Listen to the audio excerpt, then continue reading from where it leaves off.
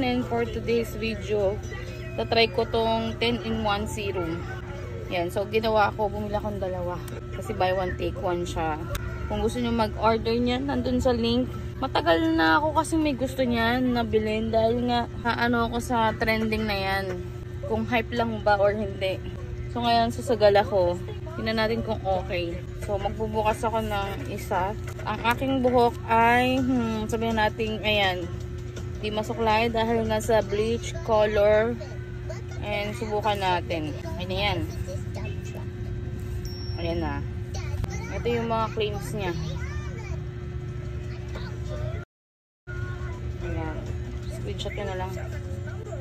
Nakikita ko 3 pump yung ginagawa ng eBay. Akong 4. Ayan. Sabi to nila, kahit walang siya conditioner, okay. Kanina hindi ko siya masuklay-suklay. Kahit daw daliri, madali siya.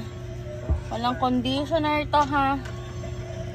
Tingnan natin kung totoo ba ang claims.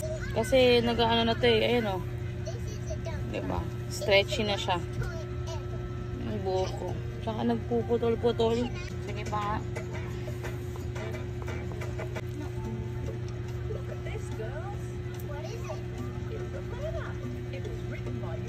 Para dun sa aking mata. Ang ganda na. Madami na siguro yun. Diba? Ayan o. Napuputol na siya. Wala akong ayos ha.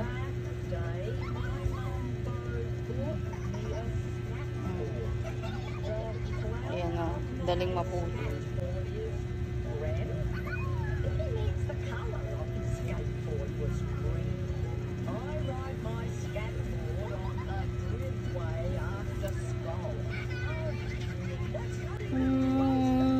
Ano ba? Ano masasabi ko? Medyo mas okay na siya. Napapadaanan ko ng daliri ko. In fairness. Tingnan ko to after matuyo.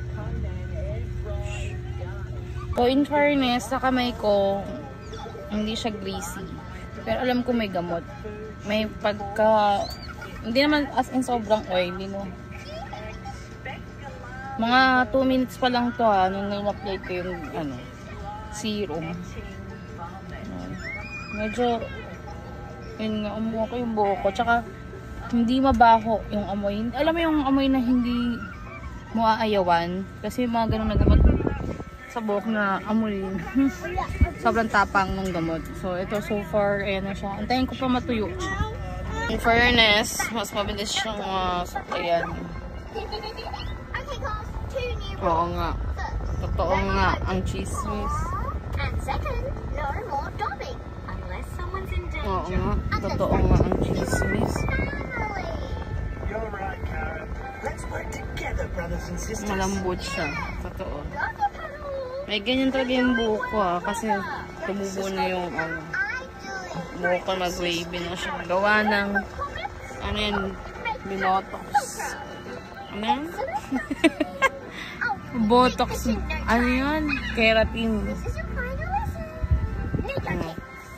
Malagay ko na lang din dito sa link. Naka-blowy pa yung anak ko. Malambot siya. Mabilis nga siyang natutuyo. Okay, approve.